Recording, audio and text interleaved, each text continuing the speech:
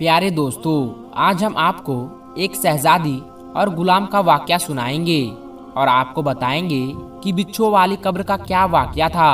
ये वाकया सुनकर आप हैरान रह जाएंगे।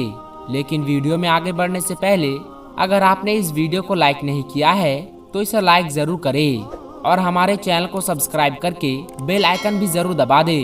तो चलिए वीडियो शुरू करते हैं। दोस्तों, किसी मुल्क का एक बादशाह था और उसकी एक खूबसूरत बेटी थी। उस बादशाह का एक गुलाम था जो हाथियों की रखवाली किया करता था, हाथियों की देखभाल करता था। वो अच्छी तरह से जानता था कि किस तरह से हाथियों को काबू में रखना है। वो गुलाम जो जवानी के आलम में था, उसने एक बार बादशाह की बेटी को देख लिया जब वो हाथी पर सवार होकर सैर करने निकली थी। जब गुलाम ने उसको पहली बार देखा तो उस पर फिदा हो गया। वो जब भी टहलने के लिए निकलती तो वो गुलाम उसको ताकता रहता और चाहता कि उससे बात की जाए, किसी तरह से ये मेरी हो जाए। ये उसकी दिली तमन्ना हो गई थी। गुलाम की हैसियत तो नहीं थी कि बादशाह से उसकी बेटी का रिश्ता मांगता, लेकिन ऐसा हो सकता था कि अगर शहजादी उसे पसंद कर लेती तो बादशाह को उसकी बात माननी पड़ती। दोस्तों, वो लड़का तो गुलाम था, लेकिन वो नौजवान था और बहुत ही ज्यादा हट्टा कट्टा था और देखने में कोई शहजादा लगता था। एक दिन उसने अपने साथियों से मशवरा किया कि मुझे बादशाह की बेटी से मोहब्बत हो गई है। शहजादी को जब से देखा है मैं तो उसका दीवाना हो गया हूँ। एक पल के लिए भी चैन नहीं आता। बस चाहता हूँ कि किसी तरह से शहजादी को हासिल कर लूँ। तो उसके साथियों ने कहा कि तुम्हारा दिमाग तो ठीक है, बादशाह को अगर तुमने ये बात बता दिया तो वो तुम्हें जिंदा आग में जला देगा। तुम जानते तो हो कि बादशाह हर बात की सजा कितनी भयानक देता है। लेकिन दोस्तों, वो तो जिद्दी था और उसने दिल में तय कर लिया था कि कुछ भी हो जाए, चाहे मैं आग में जला दिया जाऊं, लेकिन मुझे शहजादी को हासिल करना है। एक दिन शहजादी जंगल की सैर करने के लिए निकली तो गुलाम उसके पीछे पीछे आहिस्ता आहिस्ता चलता जा रहा था। उसने चालाकी से एक काम किया था कि जहाँ जहाँ से हाथी को गुजरना था वहाँ वहाँ उसने कांटे बिछा दिए थे। जाहिर सी बात है, एक कांटा नहीं तो दूसरा कांटा तो हाथी को जरूर चुभना था और यही हुआ। उसका मंसूबा कामयाब हो गया। शहजादी हाथी पर सवार हरे भरे जंगल में खूबसूरत माहौल को देख रही थी कि अचानक हाथी ने जोर से चिंगाड़ लगाई। उसके पैर में कांटा घुस गया था। वहाँ पर तो शहजादी का कोई गुलाम ही नहीं था जो उसकी मदद के लिए आता। अब वो गुलाम मौका देखकर दौड़ता हुआ हाथी के पैरों के पास आ गया। गुलाम जानता था कि हाथी को कैसे काबू किया जाए। यहाँ पर शहजादी तो बौखलाई हुई थी। गुलाम ने चालाकी से कांटा निकाल दिया और हाथी पुरसुकून हो गया। शहजादी इतना खुश हुई कि हाथी से नीचे उतर आई। वो नहीं जानती थी कि वो गुलाम उसी के महल में काम करता है और उसको ना जाने कितने दिनों से देख रहा है। उसने पहली बार उस नौजवान को देखा तो उसके हुस्न को देखकर वो शहजादी भी दीवानी हो गई। वो समझ रही थी कि वो कोई शहजादा है, लेकिन वो शहजादा नहीं था, वो तो उसका गुलाम था। शहजादी उसके इश्क में मुब्तिला हो गई। वो नहीं चाहती थी कि वो नौजवान उसकी नजरों से दूर जाए। उसने कहा कि तुम कहाँ रहते हो? तो वो गुलाम कहने लगा, मैं आपके महल में काम करता हूँ। तो शहजादी ने कहा, क्या तुम कोई शहजादे नहीं हो क्या? उसने कहा, नहीं, बल्कि मैं तो आपके महल में मौजूद हाथियों को संभालता हूँ। इसी वजह से ये हाथी मेरे काबू में आ गया।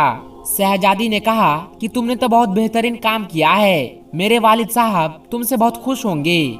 वो उससे बातें करते करते इतना गुम हो गई कि उसको पता ही नहीं चला कि रात का अंधेरा फैल चुका है। उस गुलाम ने कहा, शहजादी, इस वक्त जंगल से बाहर निकलना तो ठीक नहीं है। अगर आप बुरा ना माने तो आज की रात यही जंगल में गुजार ले। मैं किसी जानवर से नहीं डरता हूँ और मेरे होते हुए कोई भी दरिंदा आपको नुकसान नहीं पहुँचा सकेगा। ये मेरा आपसे वादा है। शहजादी तो पहले ही उससे मोहब्बत कर बैठी थी। वो जो कह रहा था उसकी बात मानती गई, यहाँ तक कि उसका इरादा उसके साथ जिनाकारी करने का था। दोनों एक दूसरे में ऐसे गुम हुए कि वो जिना कर बैठे। अब गुलाम काफी परेशान हुआ कि शहजादी और मैं तो ऐसा काम कर चुके हैं जिसके लिए बादशाह कभी माफ नहीं करेंगे। सुबह हुई तो उसने शहजादी से कहा कि आप तो इतने बड़े मुल्क की शहजादी है और मैं आपका गुलाम हूँ। क्या आपके अब्बा मुझे कबूल करेंगे? आपके और मेरे दरमियान जो ताल्लुक बन चुका है उसकी सजा तो बहुत सख्त होगी। तो शहजादी कहने लगी, नहीं, सजा नहीं मिलेगी। क्योंकि मैं जो चाहती हूँ मेरे बाबा वही करते हैं। मैंने तुम्हें पसंद किया है और मैं अपने अब्बा जान से तुम्हारी सिफारिश करूंगी, लेकिन उसके लिए तुम्हें पहले मेरे अब्बा जान के पास जाना पड़ेगा। तो उस गुलाम ने कहा कि ठीक है। इसी परेशानी के आलम में दोनों यही फैसला कर चुके थे कि परेशान होने से अच्छा है कि बादशाह की खिदमत में जाकर दरखास्त की जाए, फिर अपनी किस्मत में आग में जलना नसीब हो या फिर बादशाह की बेटी नसीब हो। शहजादी ने कहा कि मैं शादी तो सिर्फ तुमसे ही करूंगी, इसलिए तुम मेरे बाबा से मिलो। वो गुलाम उसको लेकर महल आ गया और बादशाह की खिदमत में हाजिर हुआ। बादशाह ने उससे आने की वजह पूछी तो गुलाम उसको सारा किस्सा सुना दिया और बोला कि कल रात आपकी बेटी मेरे साथ जंगल में थी। उसने कहा, बादशाह सलामत, जान की अमान हो, आपकी बेटी का निकाह आप मुझसे कर दे तो मुझ पर एहसान होगा। मैं उससे मोहब्बत करता हूँ और वो भी मुझे चाहती है। बादशाह को बहुत गुस्सा आया कि अपनी हैसियत देख और मेरी हैसियत देख। बादशाह ने सोचना शुरू कर दिया कि अब इस गुलाम को क्या जवाब दूं। मेरी बेटी की जान बचाकर इसने मुझ पर एहसान किया है। बादशाह ने शहजादी को दरबार में बुलाया और कहा, क्या तुम भी इसे पसंद करती हो? तो वो शहजादी कहने लगी, जी हाँ, मैं इसी से निकाह करना चाहती हूँ और इसके बगैर अब मैं नहीं रह सकती। बादशाह समझ गया कि उसकी बेटी का जो फैसला है वो अटल है और अब वो अपने फैसले से पीछे नहीं हटेगी और उसको बरगलाने वाला यही गुलाम है। बादशाह ने सोच लिया कि मैं इसके सामने ऐसी शर्त रखूंगा जिसको ये कभी भी पूरा नहीं कर पाएगा। उसने कहा कि तुम मेरी एक शर्त पूरी कर दो तो मैं तुम्हारा निकाह अपनी एकलौती बेटी के साथ कर दूंगा। अगर शर्त पूरी ना हो सकी तो याद रखना, हमारे कानून के मुताबिक जलती हुई आग में तुम्हें डाला जाएगा। फैसला तुम्हारे हाथ में है। बादशाह ने उसको शर्त बताई कि तुम कहीं से भी 2 बोरी बिच्छू भर कर लाओ तो मैं तुम्हारी शादी अपनी बेटी के साथ कर दूंगा, वरना आग में जलने के लिए तैयार रहना। बादशाह ने यह शर्त इसलिए रखी थी कि इतने ज्यादा बिच्छू वो इकट्ठा करके ला ही नहीं सकता था। उसने कहा, जाओ और शर्त पूरी करो। परेशानी के आलम में वो नौजवान घर आया। जब उसके बाप ने उस पर नजर डाली तो कहने लगा कि बेटा, तुम बहुत ज्यादा परेशान हो। उसने कहा, बाबा, मुझसे बहुत बड़ी गलती हो गई है। मैं इसी मुल्क की शहजादी से मोहब्बत कर बैठा हूँ। मैं इस मुल्क की शहजादी से मोहब्बत कर बैठा हूँ। मोहब्बत ही मोहब्बत में मैं उसके साथ ऐसा काम कर चुका हूँ जिसकी बादशाह मुझे बहुत सख्त सजा देंगे। मैंने अभी उनको ये बात नहीं बताई है, बस उनसे मैंने इस बात का जिक्र किया है कि मैं उनकी बेटी से निकाह करना चाहता हूँ। बाप अपने बेटे की बात से बहुत नाराज हुआ। उसने कहा, मेरे बेटे, मेरी तरबियत तो ऐसी नहीं थी कि तुम एक शहजादी के इश्क में गिरफ्तार होकर जिनाकारी करो।